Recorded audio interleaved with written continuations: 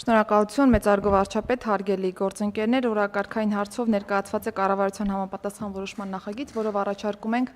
այս ոլորտում որոշ փոփոխություններ անել։ Մինչ փոփոխություններին անդրադառնալը ես ուզում եմ հատուկ ընդգծել այն հանգամանքը, որ հաշվառման քննական ծառայությունների շրջանակներում մենք անընդհատ շարունակում ենք երկխոսությունը քաղաքացիների հետ, պարոն վարչապետ, եւ առավելապես քաղաքացիների եւ նախարարության միջև տեղի ունեցած երկխոսության շրջանակներից դուրս ենք բերում լուծումներ եւ դրանք արդեն տարբեր փաթեթների շրջանակներում փորձում ենք կարգավորել։ Առաջին լուծմանը անդրադառնամ, առաջինը վերաբերում է թվայնացման մեր հանձնարարության շրջանակներում այս ոլորտում արդյունավետ կառավարում երաշխավորելուն, ինչի մասին է խոսքը, այս պայծրությամբ շատ ենք ունենում դեպքեր, երբ որ օրինակ բժշկական հաստատությունների, կոնկրետ այս դեպքում Արմեդի հետ ինտենսիվ կապի բացակայությամբ պայմանավորված շատ հաճախ մենք շարունակում ենք վարելու իրավունք տալ այն անձանց, որոնք օրինակ կարող են թմրաբանական կամ հոգեբուժական հաստատությունում հաշվառում ունենալ եւ հնդածս երբ որ բացահայտում ենք այդ հանգամանքը նոր միայն դադարում է վարորդական իրավունքը, բայց այս պայծրությամբ փոխգործակցություն ենք երաշխավորում Արմեդի հետ, երբ որ կկարողանանք ըստ այդմ ավտոմատ եղանակով այս հանգամանքները բացահայտել եւ անգամ երբ որ քաղաքացին չի գալիս հաշվառման քննական ստորաբաժանում, բայց մենք ազդակ ենք ստանում Արմեդից, այս դեպքում արդեն սա հիմք է հանդիսանալու իրավունքի դադարման համար։ Երկրորդ փոփոխությունը վերաբերում է տեսական քննությունը հանձնելու պայմաններում դրա դրական արդյունքը պահպանելու ժամանակահատվածին։ Այս պայծրությամբ տեսական քննությունը դրական ստանալու պայմաններում 1 տարի ժամանակ ունեն մեր քաղաքացիները, որպեսզի կարողանան գործնական քննությունը հաղթահարել, պահպանելով տեսական քննության արդյունքները, բայց պիտի փաստեմ, որ վերջին տարիներին հատկապես բավական մեծացել է հաշվառման քննական ծառայությունների դիմելիության թիվը, աճ ունենք բավականի եւ հերթերի կառավարման տեսանկյունից շատ հաճախ այս մի տարին բավարար չի լինում անձանց դիմելու եւ նաեւ գործնական քննությունը հաղթահարելու։ Երկրորդ իրավիճակում օրինակ շատ են դեպքեր, երբ որ գործնական քննություններից բազմաթիվ են բացասական արդյունքները եւ կրկին մի տարի ժամանակահատվածը բավարար չի լինում այս տեսանկյունից եւ երրորդ իրավիճակը շատ են դիմում նաեւ այս տեսանկյունից քաղաքացիները 1 տարվա կտրվածքով չեն հասցնում ավարտել օրինակ ավտոդպրոցներում իրենց ուսումնառությունը եւ խնդրում են որպեսզի հետաձգվի քննությունը։ Սա շատ դրական ազդակ է այս տեսանկյունից, որովհետեւ սկսել են ավելի պրոֆեսիոնալ զբաղվել վարորդական ուսումնառությամբ եւ նոր միայն անցնել քննությունը։ Մենք նախատեսում ենք, որ 1 տարվա փոխարեն 2 տարի է հնարավոր պահպանել տեսական քննության դրական արդյունքը եւ ազատ հետո արդեն հերթագրվել եւ գործնական քննության համար օր որոշարկել։ Որը կրկին գալիս է մեր քաղաքացիներից, վերաբերում է վարելու իրավունքի դեպքում տեսական քննության հարցաշարերին։ Այս պայծրությամբ շատ են քննարկումները, որ մենք օրինակ թեթև մարդատար ավտոմոբիլների համար նախատեսված վարելու իրավունքի քննության հարցաշարում ներառում ենք օրինակ ավտոբուսների վարման հետ կապված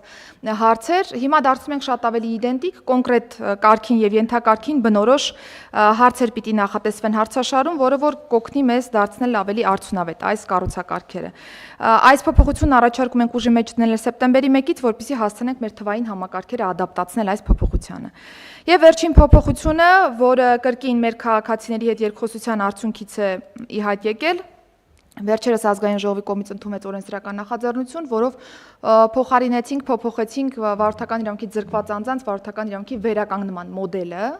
եւ դրա հիման վրա կառավարության որոշումը պիտի սպասարկի այս օրենսդրական նախաձեռնությունը, նախատեսել ենք որոշակի փոփոխություններ, որոնք կօգնեն իմպլեմենտացման փուլը սահուն անցկացնել։ Մեր քաղաքացիները շատ են հետաքրքրվում այս օրենսդրական նախաձեռնության ուժի մեջ մտնելու ժամկետով։ Ես ուզում եմ փաստել, որ հուլիսի 6-ից օրենսդրական նախաձեռնությունն ուժի մեջ է մտնում եւ մեր մնացյալ ընթացակարգերը, որոնք որ նախատեսված են, արդեն մտնում են process-ի մեջ եւ կարող են դիմել, իհարկե պահպանելով բոլոր ընթացակարգերը։ Շատ կարճ թերևս այսքանը, պարոն վարչապետ, շնորհակալ։ Լավ ասեցիք, որովհետև արդեն նամակներ եմ ստանում, ասում են, ընտրություններից առաջ բան խոստովիկ, ընտրություններն անցան մոռացաք, էլի խաբեցիք քաղաքացիներին եւ այլն։ Հիմա երբ է ուժի մեջ մտնում։ Հիմա հուլիսի 6-ից, պարոն վարչապետ, օրենսդրական նախաձեռնություն ուժի մեջ է մտնում եւ երկու իրավիճակ կարող ենք ունենալ։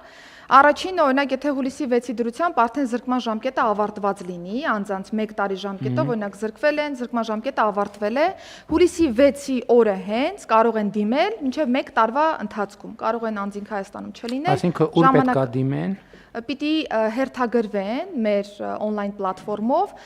օր վերցնեն կոնկրետ վարորդական իրավունքի վերականգնման համար եւ այցելեն հաշվառման քննական ստորաբաժանում,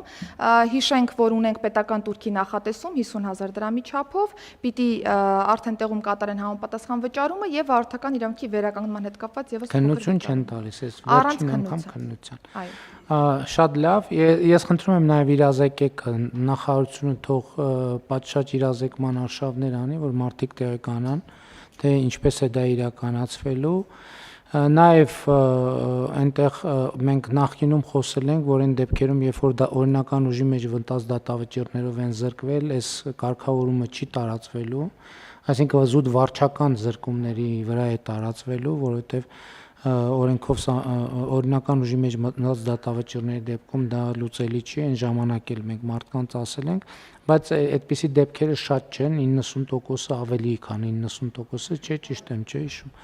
Մնացած մասով էլ այդ թեմայով էլ իհարկե ես տասնյակ նամակներ եմ ստացել, եթե ոչ ավել, այդ բոլոր իրավիճակների, որը վերահասցեագրել են բոլոր նախարարին։ Իհարկե այստեղ կա երկու նրբություն։ Առաջինը ակնհայտ է, որ մենք պետք է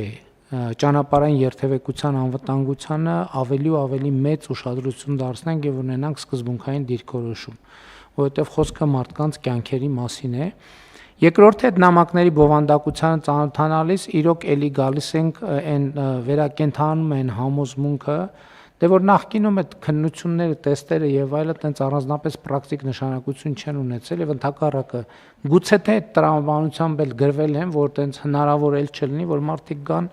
հանգիստ վճարեն, բոլորը գոհ ու երջանիկ լինեն, բայց քանի որ մենք հիմա մտել ենք իրական քննությունների փուլ, մարդիկ կան, որ իրոք նկարագրում են իրավիճակներ, որ նայում ես, ասում ես իրոք, ստեղ մի քիչ տրամաբանություն են չի, եւ ես դեռ ամիսներ առաջ նախարարին հանձնարարել եմ, որ մենք անընդհատ աշխատենք, որպեսզի այդ տեստերը, իրանց որակը, հարցերը, քննությունների ընթացքը բերենք տրամաբանական ճիշտ վիճակի, որ մեր անվտանգության համար մեզ անհրաժեշտ ստանդարտից ոչ մի միլիմետր ներքև չլինեն, բայց տրամաբանության շրջանակներից էլ դուրս չլինեն,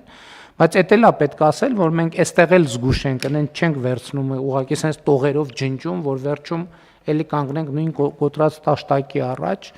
եւ համբերատար պետքա այս process-ը սա մի որոշում է, բայց պետք է արձանագրենք, որ հավանականությունը մեծ է, որ սա վերջին այսպիսի որոշումը չի,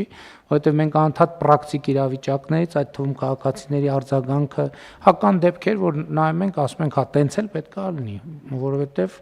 պետք է լուրջ վերաբերվել, բայց կան դեպքեր, օրինակ այն ձեր նշած վերջին դեպքը, երբ որ մարդը գնացել է X մակարդակի կամ X որակավորման վարորդական իրավունք ձեռք բերելու, բայց մենք իրան մտցնում ենք մի փաթեթի մեջ, որ ինքը պետք է մի անգամից ավտոբուսի, չգիտեմ, վերամբարձ կռունկի եւ այլնի ստանդարտի հարցերի պատասխանի, մինչդեռ ինքը չէ ուզում դա։ Հետևաբար այս հարցը պետք է բաժանել, եթե ուզում է, շատ լավ ուզում է, բայց մենք կանխավարկածով չասենք, որ դու այս շրջանակը պետք է բան անես, քննություն հանձնես, որ քեզ թույլ տանք սեդան մեքենա վարես, եւ կարծում եմ սա լավ բարեփոխում է, բայց ելի եմ ասում, մենք այն կանխավարկածով չենք, որ վերջ լուծեցինք այդ հարցը, եւ այն կանխավարկածով էլ չենք, որ ուղղակի պետքա բռնել տողերը ջնջել։ Պետքա հենց երկկողմ պետքա շատ խնամքով վերաբերվել, որպեսզի մենք նաև երթևեկության անվտանգության մեզ համար անհրաժեշտ եւ ցանկալի ստանդարտը կարողանանք պահել։